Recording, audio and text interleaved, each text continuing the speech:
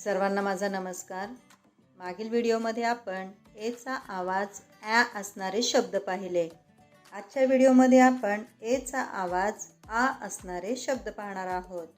पहा, हे आपल्याला फक्त लक्षात ठेवायचं आहे की कधी एचा आवाज ॲ उच्चारला जातो आणि कधी एचा आवाज आ उच्चारला जातो। बघा, साधा सोपा नियम आहे।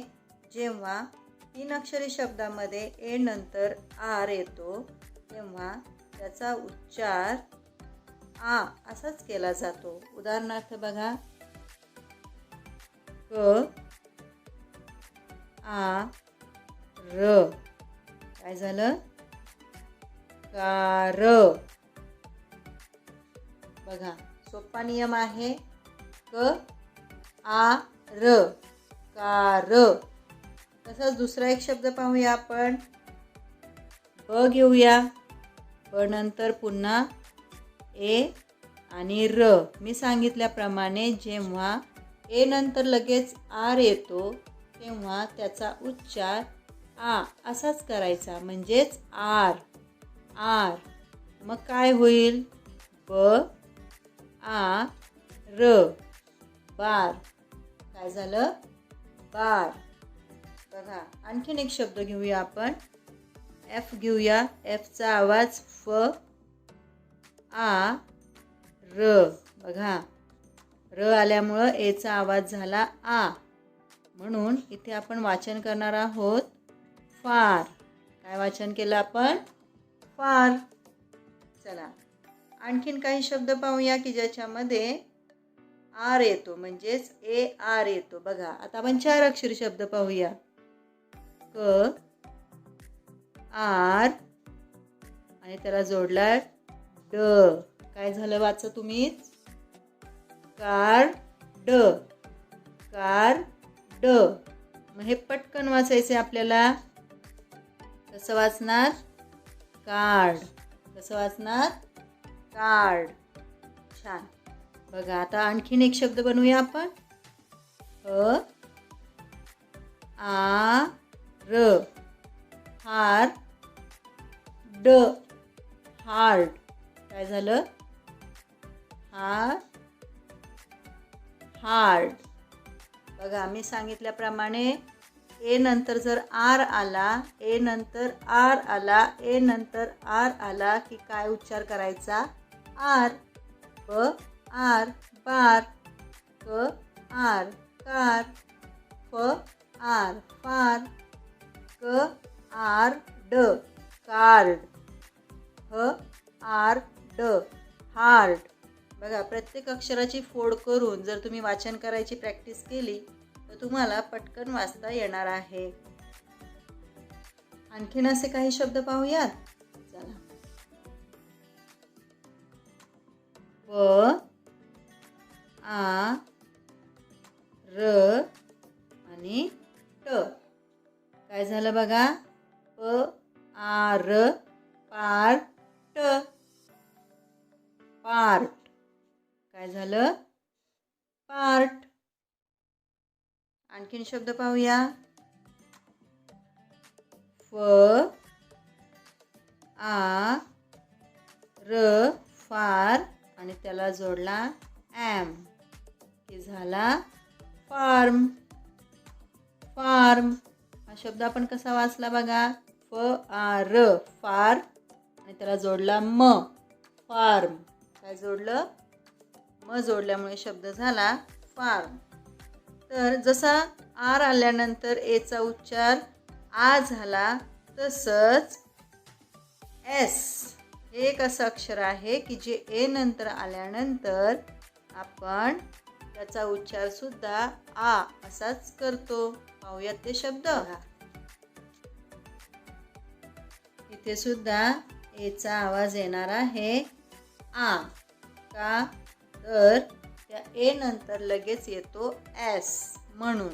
मग बघा, एम ए एस आणि के।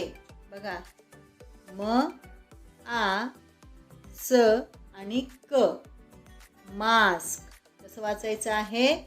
मास्क। जर तुम्ही हे अक्षर अर्ध वाचलं तर त्याचा उच्चार होतो आस्क. त्याला एम जोडला, झाला मास्क.